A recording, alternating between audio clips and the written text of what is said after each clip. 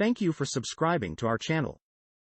Today is Saturday, March 27, 2021. Fox report. Burma forces kill dozens in deadliest day since coup. Yangon, Burma. AP. Burma media say security forces have killed 91 people in deadliest day since last month's military coup. The online news site Myanmar now reported as evening fell that the death toll had reached 91, higher than all estimates for the previous high on March 14, which ranged from 74 to 90. A count issued by an independent researcher in Yangon who has been compiling near real-time death tolls put the total as darkness fell at 89, spread over more than 24 cities and towns. Deutsche Welle report. Suez Canal. Ship blockage may be due to human errors. The head of Egypt's Suez Canal Authority, Osama Rabi, said Saturday that technical or human errors may be to blame for the grounding of a giant container ship in the crucial waterway. Authorities are working to free the vessel, named the Ever Given, which has been wedged diagonally across the span of the canal since Tuesday, blocking the shipping route in both directions. Rabi told reporters that the ship could possibly be refloated by Sunday evening. BBC report. Mozambique insurgency. Islamist militants, ambush workers fleeing hotel. Details are unclear, but some of those fleeing the hotel in the town of Palma have been killed, security sources and survivors said. The evacuees included foreign gas workers. Palma is close to a huge natural gas project run by international oil firms including the French giant Total. Northern Mozambique has been torn by an insurgency since 2017. Militants linked to the Islamic State, IS, group are behind the conflict in the predominantly Muslim region of Cabo Delgado. Fox report. U.S. Virgin Islands search for Sarm Heslop continues, police aware of siren song whereabouts. U.S. Virgin Islands police searching for the missing Sarm Heslop told Fox News Saturday that they were aware of the whereabouts of her boyfriend Ryan Bain's 47-foot catamaran, the Siren Song. We know where the Siren Song is located. And so we assume that where the Siren Song is, he's also located in that area. U.S. Virgin Islands Police Department Commissioner Trevor Vellinor said. He said the boat remained located within his department's jurisdiction but declined to specify where exactly. CNN report. Boris Johnson condemns disgraceful attacks on police at Bristol protest. UK Prime Minister Boris Johnson has condemned protests in the city of Bristol that saw demonstrators clash with police over a controversial policing bill for a second weekend in a row. Critics say the bill would curtail the right to demonstrate in the UK.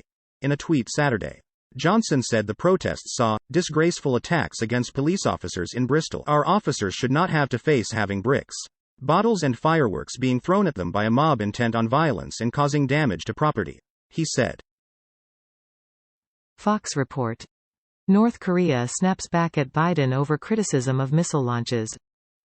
Seoul, South Korea. North Korea on Saturday snapped back at President Joe Biden's criticism of its ballistic missile tests, calling his comments a provocation and encroachment on the North's right to self-defense and vowing to continuously expand its most thoroughgoing and overwhelming military power. The statement issued by senior official Ri Pyong-chul came after the North on Thursday fired 2 short-range missiles off its eastern coast in the first ballistic launches since Biden took office. BBC report. Facebook freezes Maduros page over COVID claim. He claimed in January that a thyme herb solution could cure the disease. He will be unable to post for 30 days.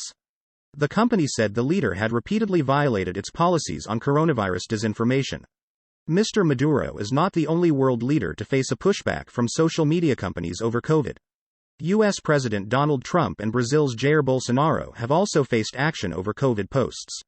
A Facebook spokesperson told the BBC, "We removed a video posted to President Nicolas Maduro's page for violating our policies against misinformation about COVID-19 that is likely to put people at risk for harm." Quote. Al Jazeera report.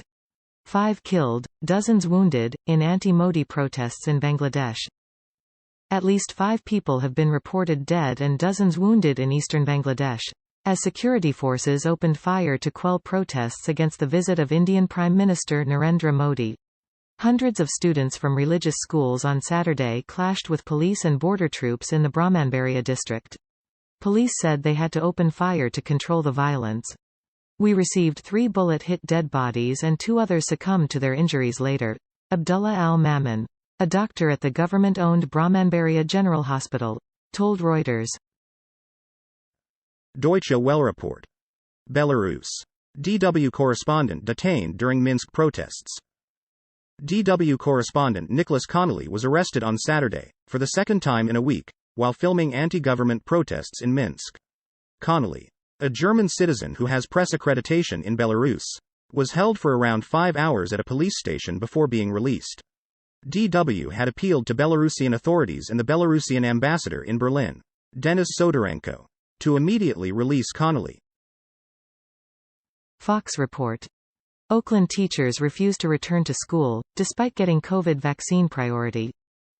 Public school teachers in Oakland, Calif., have opted not to return to the classroom until the mandatory start date in mid-April, despite priority vaccinations and cash incentives.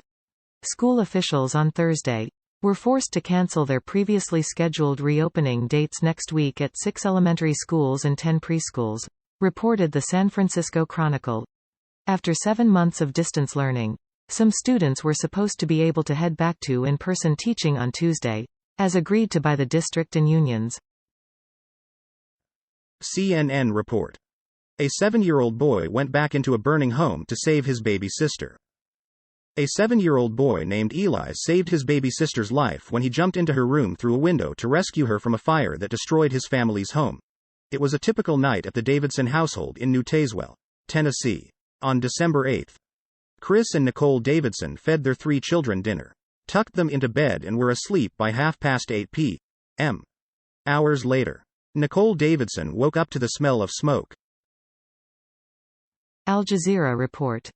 Several European countries expand COVID curbs, France, critical. Several European countries have tightened measures to stem the spread of coronavirus in the face of a worrying rise in infections that is putting further pressure on healthcare systems. In France, the government on Saturday described the situation as critical, as it added 3 more departments to the 16 already under tight restrictions. Some 20 million people, including those in the Greater Paris region, are classed as living in high infection zones. CNN report. San Francisco is guaranteeing monthly income for artists impacted by the COVID-19 pandemic.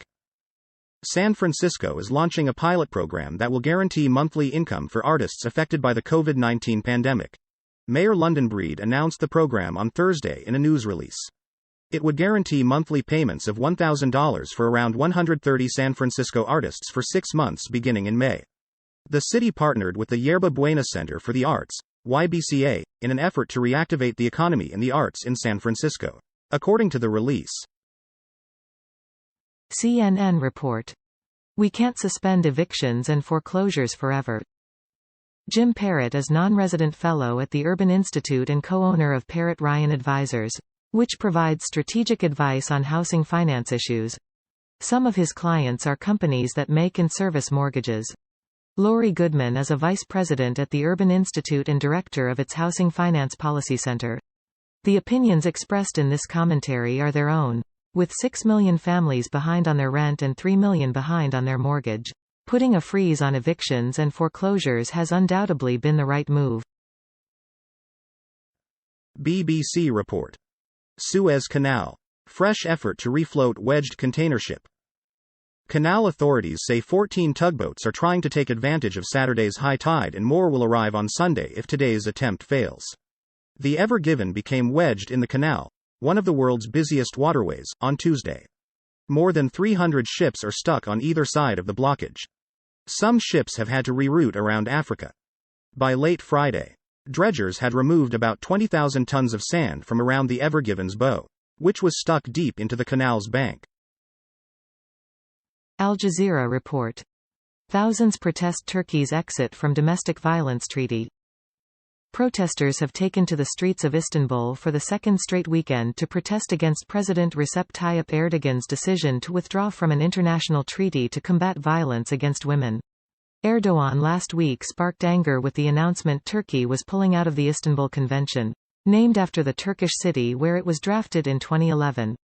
Justifying the decision to withdraw, the presidency argued the treaty had been hijacked by a group of people attempting to normalize homosexuality, which it said was incompatible with Turkey's social and family values.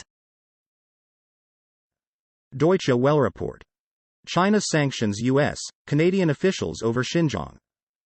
On Saturday, China announced new sanctions on U.S. and Canadian officials after several countries imposed measures over Beijing's treatment of mostly Muslim Uyghurs. The sanctions targeted Gail Manchin and Tony Perkins, two members of the U.S. Commission on International Religious Freedom, who are now forbidden from entering mainland China, Macau and Hong Kong. Canadian MP Michael Chong and an 8-member Canadian Parliamentary Committee on Human Rights were also hit with a Chinese travel ban. Thank you for watching 5 p.m. recap. To be notified, you can subscribe our channel and activate the bell.